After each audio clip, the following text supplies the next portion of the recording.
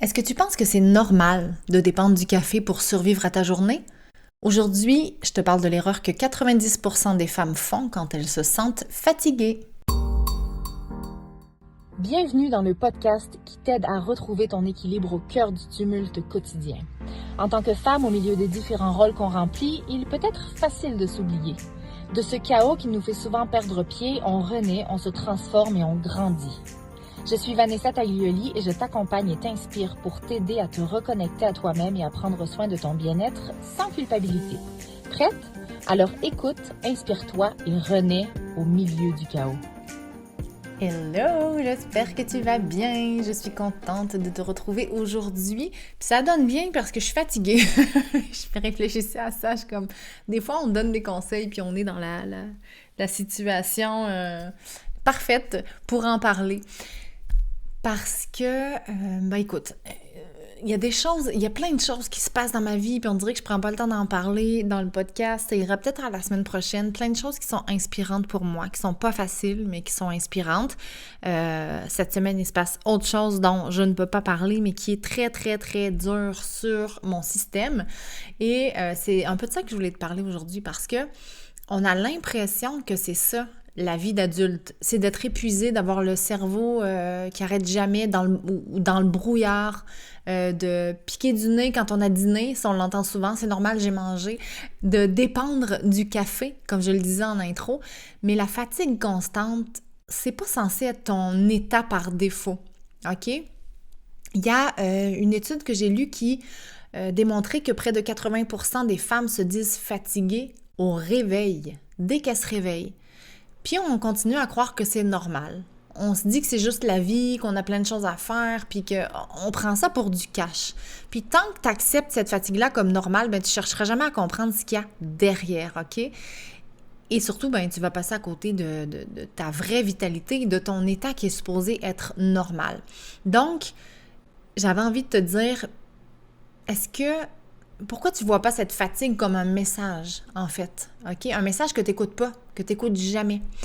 Parce que, et c'est justement ça mon point, l'erreur que 90% des femmes font quand elles sont fatiguées, c'est que elles s'habituent. Puis on s'habitue, hein, je vais m'inclure là-dedans, on s'habitue, j'ai longtemps été là-dedans, on trouve ça normal, on se met en mode pilote automatique, on fonctionne sans se poser de questions. Et on confond la résilience avec le fait comment je pourrais dire, de s'abandonner, de se laisser tomber en fait. C'est comme si on se laissait tomber soi-même. Et les femmes c'est comme si on a été socialisées, éduquées pour tenir bon. Et puis là, qu'est-ce qu'on fait? C'est qu'on va masquer la fatigue avec du café. Ça, je l'entends souvent, même à la blague. T'es rendu à ton combientième de café? Puis on trouve ça drôle, alors que pour moi, ça ne l'est pas. Pour moi, c'est un message d'une société malade. Ou du sucre. On a des petits downs, on va manger, on va prendre du sucre en se disant ça va me donner un boost alors que ça fait juste un, c'est pas bon pour ton corps, puis deux, ça fait juste épuiser ton énergie plus rapidement. Tu vas avoir un petit high, mais ton down après va être encore pire. On masque aussi avec du multitâche. On essaye de pas écouter cette fatigue-là puis de faire plein de choses en même temps. Et on peut masquer aussi avec du Netflix, beaucoup trop souvent. Là, je dis pas de pas regarder la télé, je le fais moi-même. Mais il y a une différence entre se plugger pour pas réfléchir, pour pas penser, pour masquer la fatigue, pour masquer les messages et le faire en conscience pour se reposer un petit peu en fin de journée. Donc, mais si t'es maman, probablement que t'as pas souvent le temps de t'effoirer devant la télé, hein, avec tous les livres que t'as à faire et tout ça. Donc, mais ce qu'on fait pas, c'est on s'arrête jamais pour se demander qu'est-ce que mon corps essaie de me dire. Parce que je te l'ai dit, c'est pas normal d'être fatigué. Donc, c'est quoi? Qu'est-ce qui se passe en arrière de ça? Quel message j'écoute pas? Et cette erreur, donc croire que c'est normal d'être dans cet état-là de fatigue constante, ben ça t'empêche d'aller chercher ce dont tu as besoin réellement. Ça t'empêche de retrouver ton énergie naturelle. Ça t'éloigne de ton intuition aussi. Donc, ça ne permet pas de t'épanouir et d'écouter ce dont tu as vraiment besoin. Donc, je t'invite déjà à te demander, mais c'est quoi qui me draine autant d'énergie?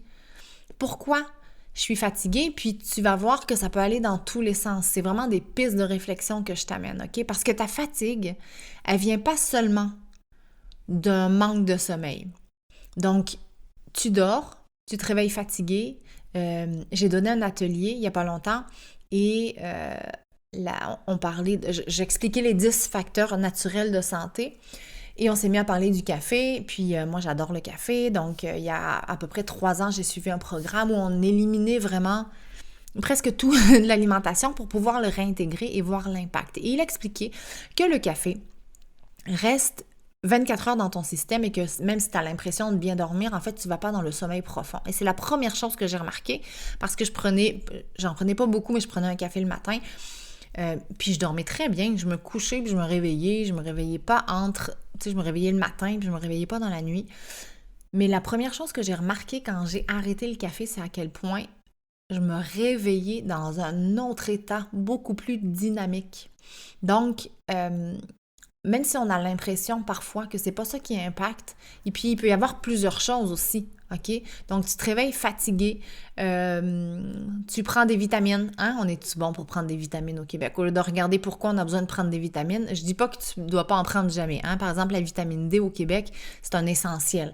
Là, on est en novembre, le ciel est gris, on manque de luminosité, mais quand tu tombes dans la gamique des vitamines, des multivitamines, puis prends ci, puis prends ça, puis ça a changé ma vie, puis ouais, OK, mais à quoi en arrière, tu sais? C'est beau mettre un plaster sur un bobo qui a du pu, là, mais ça le masque, mais ça règle pas le bobo. Donc, la fatigue peut venir déjà de ton mental. Parce que le stress chronique, l'anxiété, la charge mentale, tout ça, ça vient gruger ton énergie et ça affaiblit ton système nerveux aussi. Je suis dans une période depuis quelques mois où je t'en ai parlé, je fais preuve de beaucoup d'introspection, j'ai besoin de recharger mon système nerveux parce que je sens qu'il est à plat et je me sens beaucoup plus fragile. Je me sens beaucoup plus réactive par rapport à ce qui se passe autour de moi, donc ça a un impact aussi sur les gens autour de moi. Mais je sens que mon système nerveux est à plat parce que je l'ai maintenu, même si j'avais arrêté le café depuis longtemps, dans un état de stress constant, dans une charge mentale intense, dans de l'anxiété. Donc, c'est vraiment venu vider mes batteries au plus haut point. Donc, on est dans un état d'alerte constant et on n'a jamais vraiment de repos, ni le corps, ni le mental. Et parfois, ben c'est ça, c'est pas le corps qui est fatigué, c'est la tête. En fait, oui, le corps est fatigué parce que ta tête a trop sollicité ton système nerveux et tous les systèmes en place dans ton corps qui est, soit dit en passant, une machine merveilleuse, mais faut en prendre soin. Donc, la fatigue qu'on ressent physiquement, si tu creuses, juste dans ton corps ou dans les, comment je pourrais dire, dans l'origine physique de cette fatigue-là, ça se peut que tu cherches au mauvais endroit et que tu trouves des mauvaises solutions comme te bourrer de vitamines ou prendre du café. Mais tu ne dois pas négliger les vraies causes émotionnelles ou psychiques qu'il y a en arrière. Comme je traverse en ce moment, je le sais que j'ai besoin de plus de douceur parce que je fais un travail qui est profond, qui n'est pas facile, qui est épuisant. Et j'ai longtemps fonctionné sur l'adrénaline. C'est nouveau pour moi de prendre ce temps-là. Mais si tu ne te donnes pas ce temps-là pour prendre soin de toi, pour faire un reset de ton système nerveux, ben tu vas tout le temps être fatigué. Puis en fait, plus tu attends, plus ça va être dur de remonter ton système immunitaire. OK? Je le vois, j'ai des années d'épuisement. C'est plus difficile de reprendre le dessus. Puis et Dieu sait que cette année m'en amène des défis, chaque défi que je rencontre, chaque épreuve, ça vient gruger encore plus et on a moins les ressources pour y faire face. Par contre, ça se peut aussi que ça soit ton alimentation, ça se peut aussi que ça soit physique. Et souvent, je te dirais que c'est pas juste une cause. Hein. Quand les filles viennent me voir en consultation, ce qu'on fait, c'est qu'on y va au niveau holistique. Hein, c'est ça la santé holistique, c'est de regarder toutes les sphères et regarder que, il y a peut-être ça dans la sphère physique, mais il y a aussi ça dans la sphère émotionnelle et ainsi de suite. Donc, il y a souvent plus qu'une cause. Et ce qui est dangereux, c'est que souvent, on va avoir tendance à compenser avec, comme je disais, de l'alimentation, qui n'est pas forcément adéquate. Donc, mais ça se peut aussi que tu fasses attention, que tu manges bio, que tu cuisines maison, mais que tu te sentes fatigué quand même, parce qu'il y a certains aspects de ton alimentation que tu penses qui te nourrit, mais en fait qui vont plus te vider. Donc, il y a certains aliments santé. Je t'ai parlé il n'y a pas longtemps des FODMAP qui tu sais, je veux dire, en toi et moi, un chou-fleur, là, on peut pas dire que c'est de la malbouffe. Mais ça se peut que ça fasse réagir ton système, que ça crée de la fermentation, de l'inflammation, etc. Je t'ai parlé aussi déjà de la glycémie. Donc, si tu manges beaucoup de glucides, tu vas avoir beaucoup de down. Ta digestion peut être difficile aussi. D'ailleurs, si ta digestion est laborieuse, c'est sûr que tu vas moins assimiler les nutriments, donc ça se peut que ta digestion soit difficile justement parce qu'il y a une cause émotionnelle. Là, ça va mieux, mais il y a eu une période où je faisais des brûlures d'estomac vraiment intenses, donc ces moments-là, je ne mangeais pas. Ça a un impact sur tout ton système digestif. Tes intestins doivent être en mesure de digérer les aliments et de prendre les nutriments dont ils ont besoin. Si tes intestins sont pollués, dans le sens où il y a des mauvaises bactéries, parce qu'on a des bonnes et des mauvaises bactéries, les mauvaises bactéries vont prendre les nutriments dont tu as besoin et les intestins ne les enverront pas dans ton corps. Donc, ça peut être ça aussi. Regardez pourquoi tu as une digestion difficile. On reparle du café. Le café à jeun, c'est épouvantable le matin. Le café, c'est tellement acide. Je me suis tournée vers un café décaféiné. Décaféiné à l'eau, c'est un procédé suisse parce que sinon, si tu veux prendre du déca, sache que si c'est pas indiqué procédé à l'eau, c'est des produits chimiques, donc c'est très néfaste pour toi. Et ça reste que le café, qu'il soit caféiné ou pas, reste acide. Donc, j'ai diminué, j'essaie d'en prendre seulement la fin de semaine parce que j'adore le goût du café. Le but, c'est pas de se restreindre au maximum, là. Les plaisirs de la vie en font partie. Donc, moi, j'aime bien mon petit café. Quand je vais en voyage, je vais boire des expressos, même s'ils ne sont pas déca, parce que, les expressos, il y a moins de caféine dedans. Bref. Donc, il peut y avoir beaucoup de coupables possibles au niveau de ta fatigue physique, des coupables physiques. Hein? On a parlé du mental et c'est important de savoir que ce que tu manges, ça influence ta vitalité, ton humeur, ta concentration. Tu peux avoir une digestion qui est plus lente et tu vas traîner ça toute la journée. Hein? Donc, tu vas traîner cette lourdeur-là toute la journée, mais tu peux apporter des modifications aussi. Donc, ce que je voulais t'inviter aujourd'hui à faire, c'est de réaliser que ton niveau d'énergie, c'est un baromètre. Il est là pour t'indiquer ce qui ne marche pas. Et là, ton aiguille, si elle est tout le temps dans le rouge, en fait, ça pourrait être vu dans l'autre sens. Si elle est tout le temps au minimum, c'est parce qu'il y a quelque chose qui se passe. Là. Ton énergie, elle n'arrive pas à monter. Donc, c'est de ça que je voulais te parler aujourd'hui. Donc, je voulais te parler que c'est pas normal d'être toujours fatigué, que la majorité des femmes se mettent sur le pilote automatique sans se poser de questions, sans s'écouter, sans écouter ces signaux-là, que la fatigue vient pas forcément d'un manque de sommeil.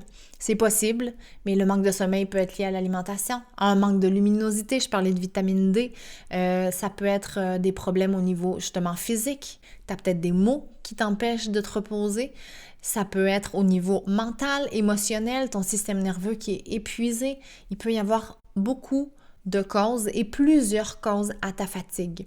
Donc, c'est un signal précieux, cette fatigue-là. Et ce que j'aimerais dire aux femmes, au monde entier, en fait, c'est que c'est pas normal.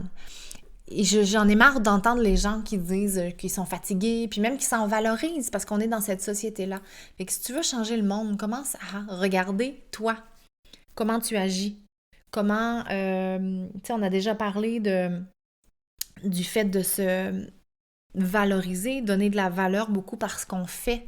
C'est déjà d'accepter de dire, non, Je suis pas tout le temps en train de faire, mais je prends soin de moi. Et ça, c'est dur. C'est dur pour l'ego parce qu'on est dans une société où on se valorise.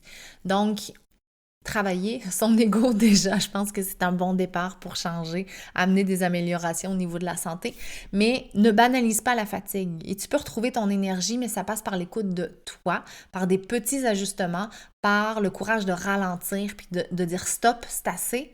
Et je peux t'aider là-dedans à faire du ménage. D'ailleurs, si tu as besoin, si tu ne sais pas par où commencer, on fait un bilan et on regarde ensemble c'est quoi tes draineurs d'énergie, en fait? Donc, tu peux réserver un appel pour ça. Le lien est toujours dans les commentaires, dans la description, en fait, de l'épisode.